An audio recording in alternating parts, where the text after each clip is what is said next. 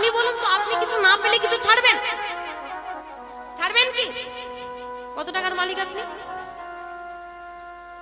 যে দেশে এখনো রেশন ব্যবস্থা চলছে, ভাবতে হবে সে রাস্তার আর্থিক অবস্থাটা কি রকম, ভাবতে হবে। সে জায়গায় দাঁড়িয়ে আপনি চিন্তা করুন, যারা বিদেশ থেকে, আমেরিকা থেকে যারা সম্পত্তি ছেড়ে দিয়ে চলে আসছে, তারা কত টাকার মালিক? তারা ছাড়লো কি করে অত সম্পত্তি? ছাড়লো কি করে এত টাকার লোক? তারাও তো মানুষ। তাহলে কিছু না পেলে যদি কিছু ছাড়া না যায়, এটুকু ভেবে দেখুন গৌর হরির মধ্যে তারা কি পেয়েছে যে তারা তাদের দেশ ত্যাগ করে দিল।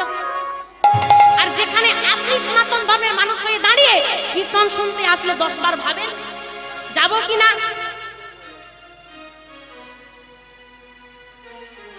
যে সনাতন ধর্মের মানুষ হয়ে গৌর হরির কথা শোনার জন্য 3 ঘন্টা সময় বার করতে পারে না, সেই সনাতন ধর্মের দিকে তাকিয়ে খ্রিস্টান ধর্মী মানুষরা দেশ ত্যাগ করে দিচ্ছে। ভাবো, আর কবে ভাববে? বলতে এত লজ্জা করে, এত দ্বিধা বোধ হয়, লজ্জা বোধ হয়। দুর্গাপুজো একটা ধর্মীয় অনুষ্ঠান। অযোধ্যায় রাম মন্দির প্রতিষ্ঠা হচ্ছে, কি সবাই এটা আসলে জানেন? বড় একটা সংবাদ হয়েছিল আমাদের কাছে। অযোধ্যায় রাম মন্দির প্রতিষ্ঠা হচ্ছে, আর আমাদের পশ্চিম বাংলার ছেলেরা জামা খুলে দিয়ে রাস্তার ধারে বক্স চালিয়ে মাতলামি করছে, রাস্তা অবরোধ করছে। এটা কি আমাদের ধর্মীয় অনুষ্ঠান?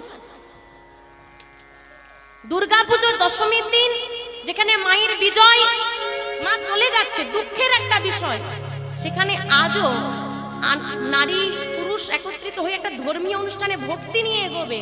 সেখানে এখনকার মানুষ, এখনকার ছেলেরা, এখনকার ইয়াং জেনারেশন এমন ভাবে পরিস্থিতিটাকে উত্তপ্ত করে দেয়, মেয়েরা এগোতে ভয় পায়। এগুলো কি ধর্মীয় অনুষ্ঠান? ভক্তির জায়গাটা কি কোনো অংশে আছে? ভক্তিটা কোথায়? ভালোবাসাটা কোথায়?